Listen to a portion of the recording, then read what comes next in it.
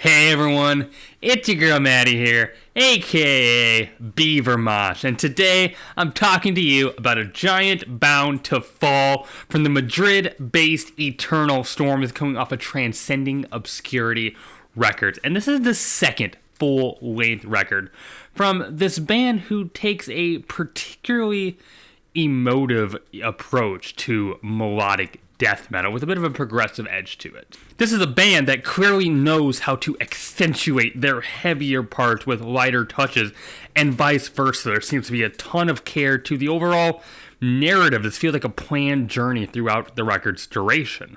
There is just this fantastic display of melodic riffing and gripping vocals. I think plenty of people will find a lot to latch onto here. An Abyss of Unreason sets a very progressive leaning pace, goes through various feelings and textures and passages, brings forth quite an Opeth influence in my opinion.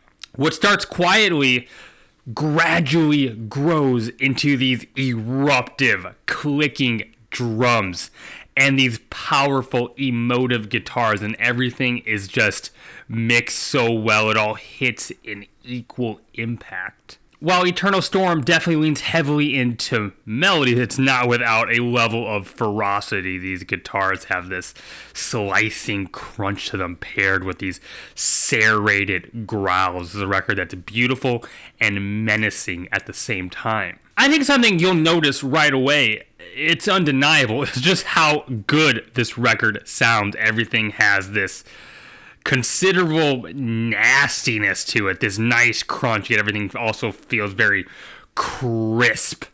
It never feels flat or sterile, which is something that has happened to a lot of melodeath records, but Eternal Storm never falls into that particular trap.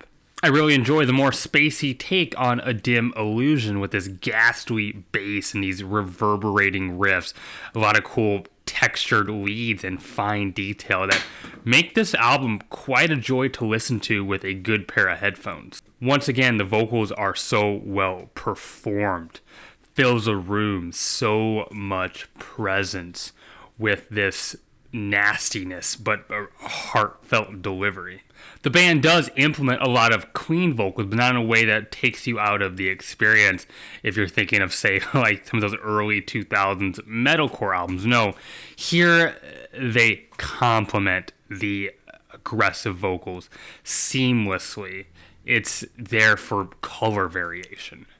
The band does a good job of playing with mood. For example, the opening section of There Was a Wall with these subtle synthesizers and hypnotic guitars and drums. They are really throwing a lot to create this immersive experience for you.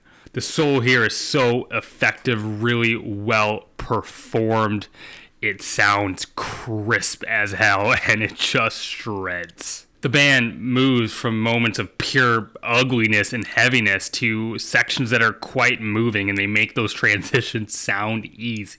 Now, if you want that more traditional melodeath, like at the gate style riffing, well, they do that well too, as demonstrated on Last Refuge, just claws at you. I love the spiraling web of guitar leads and propulsive drums mixed out with this carousel of bellowing cleans and focused growls. It's such a ride.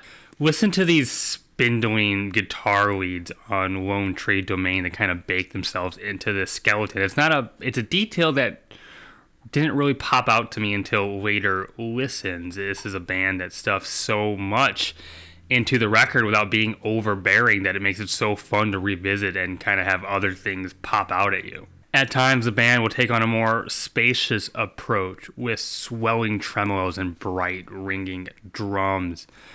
More sustained chords add a lot of mystique and introspection. It's a band that refuses to be a one-trick pony.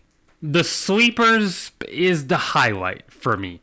Starts off with this clean, almost shoegaze intro with these circling drums, really creates this pondering atmosphere, and then these layered clean vocals come in and just suck you in even further. Some of these arpeggios that are intertwined with everything else are so hypnotic, and then you throw it with these layers of aggressive vocals that just move in perpendicular and parallel directions of this perfectly calculated equation of musical geometry. That's what geometry is, right? I took it as a high school freshman, right? The track begins to gradually and effectively build in intensity and emotion until this incredibly written lead teases itself. And I say teases because you can hear it, but it's not there yet in full force. And then these clean vocals continue to sing so long, highlighted by these growls until, and just at the top of their lungs, belt so long, and then the lead comes in at full force and full power, and I don't know. I